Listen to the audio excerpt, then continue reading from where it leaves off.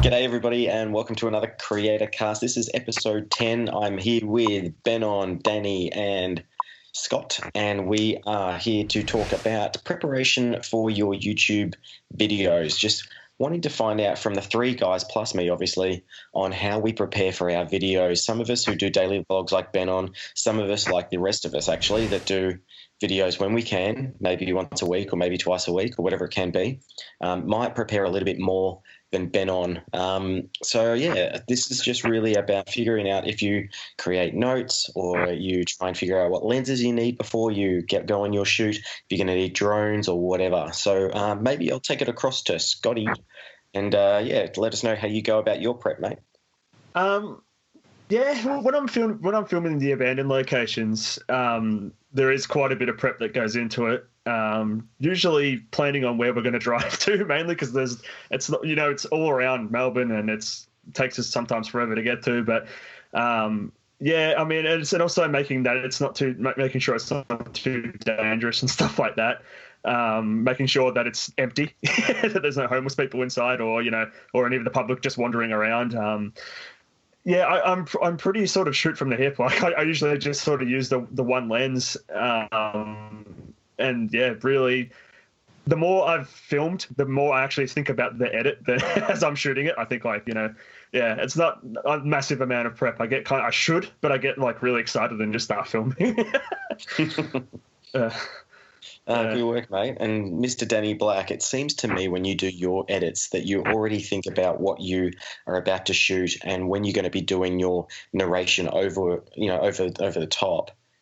But I hear that you don't even figure it out beforehand. What's your go? It's all reaction. It's all like capture. Like I have my camera ready. A lot of times it's rolling before I walk up to people because I don't know what the conversation is going to turn, and I want to have it out just to even get that one little spot and be like, oh, what'd you say, or whatever. And as far as like the rest of the arsenal that I have, I mean, like drones and GoPros, and I take everything with me. Like when I was traveling the U.S., I loved being able to drive everywhere because everything was in my car. So no matter what I was doing, I could just, I'm going to pull it up. I have the drone here. I have this here. I have that here. Sliders and all that stuff. Going on ships, it's a little bit different because I have a lot of other gear to take. So I'm always like, do I need the gimbal for this one? Probably. It's hard not to take the gimbal because it's so awesome. So yeah, but it's all reaction. And then when I edit, I just take 3 hours of video and just cut it down to about 30 minutes and try to cut that down again to about 10 minutes. And then I put music and then cut it down even more so.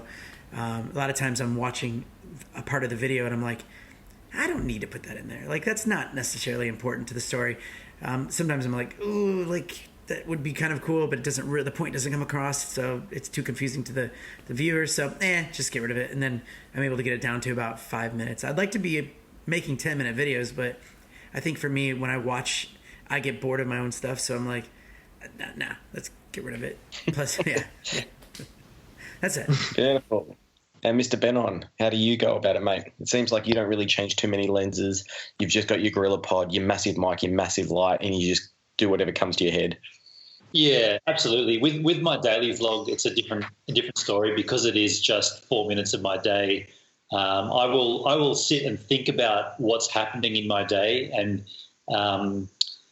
if it's an hour while I'm awake, it's a slightly different story. But right now, because it's like 2 a.m. while I'm doing it, it's just me walking around talking about the area. So I'll put in my head, I'm going to be going past this house where we used to skate. So maybe I'll bring a photo from that era and I'll show that photo. But that's the daily vlog. But my regular vlogs, like my regular content, because they're vlogs, they're just me telling the day of what I'm doing. So not a lot of prep goes into it. It's just the last vlog I went to Melbourne for a photo shoot. So here I am going to Melbourne. Here's the camera I'm bringing. Here's the lenses I'm bringing. Here are the photos that we've got to get. Just telling that story. Obviously, I run it through my head first and I kind of picture how it will all run together. But ultimately, the story tells itself. And to me, that's the beauty of vlogging. It is just sort of unscripted and you're just pointing that camera at yourself and going for gold. And that's why I love it. Beautiful, mate. In terms of myself, like I've got this big rule that I don't think I've even told anybody, that I never ever put my lens cap on my lens ever. It's always ready to go. Yeah, neither do I. Yeah. I don't even have a lens cap on mine. I lost mine the day I bought the day I bought the lens. I lost the cap. I couldn't even tell you where it is. It's probably floating somewhere around in my truck. So for me, with still photography, when I'm shooting bands and promo and whatnot, all of my lenses, all my Canon lenses, like my 16 to 35, my 24 to 70, 70 to 200, 15mm fisheye, all those lenses I shoot naked. I never put anything in front of them. That's a beautiful piece of glass. I don't want to put another piece of glass in front of it. But on the opposite side of that, my vlogging camera, I've always got a UV filter on that lens because, like you, I never put a lens cap on it, and it needs to be ready to go, and I want to have a little bit of extra protection. But yeah, nice. So you're using the UV lens not for the UV, but more for just protecting your lens. Absolutely. It's. I don't even think it's a UV. It's a Hoya. It's not even a UV filter. It's literally just a piece of glass over the front. Yeah, I recommend that actually for anyone out there that only has one vlogging lens. Good idea. Absolutely. And when it comes to that's one of my things, but then I'm kind of planning my videos almost 2 weeks in advance now. So, and the reason for that, I can start to plan out what types of shots, what skateboards I need, what locations I'll be at, what equipment I need, if it's like a fake taser or if it's it's definitely fake, by the way, or a torch or a drone or whatever. I can start to plan that out. And then from there, I start to figure out if I want people to come along with me just to make it a little bit more exciting. I always use the Notes app in the phone and on my laptop too. And in that, I just plan exactly what I want to cover and make sure I cover it. Sometimes you might see in my videos I'm holding my mobile phone. I'm just in the Notes app because it's just things that I want to make sure I cover. That's pretty much all I plan for. Yeah, that's it. But yeah, with you, Scotty, obviously with your abandoned buildings and stuff, do you try and go to locations that are nearby so you can smash out a couple in one day? Yes, we usually try and film as many as we can in a day, to be honest. I think one point we filmed 4 or 5 in a day was probably our record, depending on how big they are. But yeah, we try and film as much as we can in one day. I mean, sometimes, as you know this, Jay, you'll get one and then you've got to drive an hour and a half back to wherever you are. I live a little bit about 30 minutes outside the Melbourne CBD. Yeah, so it's a little bit out of the way.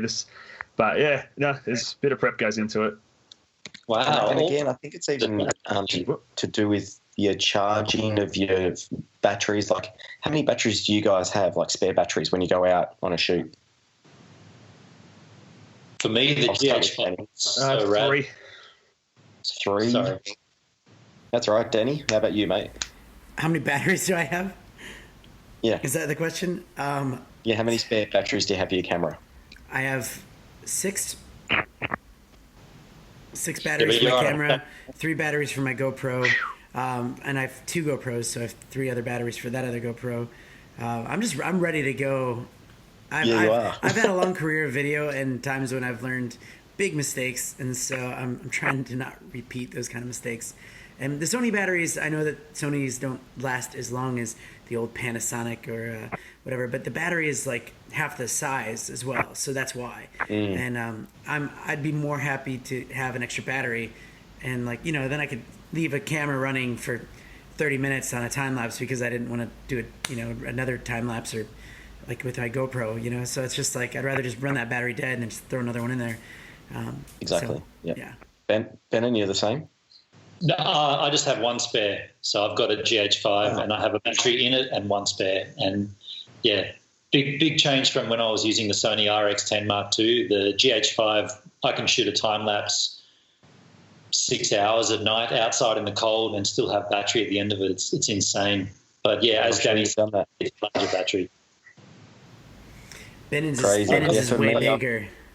I'm down here at my beach house with a bad internet connection. If I'm a little jerky, that's the reason. Sorry about that. Everybody's a little bit jerky tonight. You guys are all jerks tonight, man. Yeah, fair enough. Yeah, I've got a question.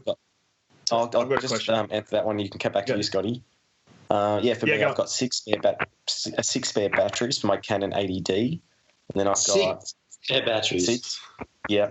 Wow. Yeah, and they always charge 3 for the drone, 2 for the Canon G7X Mark II, That's just my backup camera. So if there's something wrong with the ADD, at least I can get some good photography still. But yeah, just like you guys, you got to be ready. What was your question, Scotty? How many SD cards do you guys have? I always have I think I usually take 3 empty on any shoot. And I think they're the 16 gig ones. I'm just something I've always been interested because I always find I run out of room. How's this? I've got one in my pocket. There you go. There you go. I got 3 right next to me right now. There 128 gig. Yeah, I just keep this one with me. I'm 64s. I've never ran out of space. In the GH5, one of them's for time lapse, the still photos, and the other one's for my video, and that's the only 2 I've got. They're always in the camera. It's awesome. And what size have they been? 128. 128. Wow. Have you ever filled it up? Never. Yeah, and I'm shooting that's the thing. 150 megabits as well. So I haven't shot 400 megabits yet because I don't think that I'm going to do that on the GH5. I don't think that's necessary for vlogging, but it's nice to have it there. I don't think I'll use it though. Yeah, I think that's the thing. Like, in order to feel comfortable and prepared, that you don't have to be worrying about how much memory you've got left or how much battery you got left. Like, just having that there means you've got complete freedom. You don't have to worry about that kind of stuff. Yeah, that's such a big thing as well. Like, I remember when first starting having one battery and just like panicking the entire time as you could see that battery life just going down. Just get that backup battery. Really fast. Yeah, and then you start rushing what you're filming. So yeah, having that backup battery and SD card is an absolute lifesaver. Yeah, exactly. Did I hear correctly? Did you experiment a little bit with 4K as well at one point, or was that Jay that was doing a bit of 4K? I can't recall. I do 4K. I shoot everything in 4K.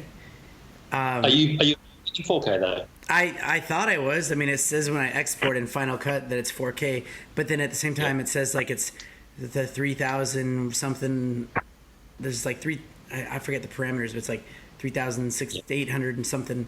And I know like true 4K is in the 4,000s. Yeah, that's all right. I just wondered about you held up a 128 card then, didn't you? Yeah. Yeah, and you just have one of those as well. Yeah, just one. Yeah, cool. And I typically will have my computer with me, so if I ever did fill it up, I could just unload it. But I never. I mean, I've never even come close. I've never even seen the end of it. It's just always it's a bottomless basket of goodness. What happens if you leave on the side of the road though, Jay? Yeah, I've done that. This one I'm on right now, luckily it's still here. And how's this? It fell out of the boot 2 days ago. Went slam straight on the concrete. I'm like, oh my God, here we go again. This bloody laptop. Lifted open and it was fine. This thing just has got like a cat. 9 lives. That'd be really funny. That'd be a funny topic later on. Is things that you've learned from really big mistakes on the in the video world. That we'll have to save that for another topic. I'll host that one next time. Yeah, exactly. Like leaving your AirPods next to a glass of water, and your little baby boy decides to. It's a good idea to put your AirPods in the water for an hour. But yeah, they managed to survive too. So well, I think that's it for my little MC here. But yeah, thanks very much for watching. Got any comments, chuck them down below. We're really eager and we do reply to your comments too. Any ideas for any upcoming videos, chuck them down there too.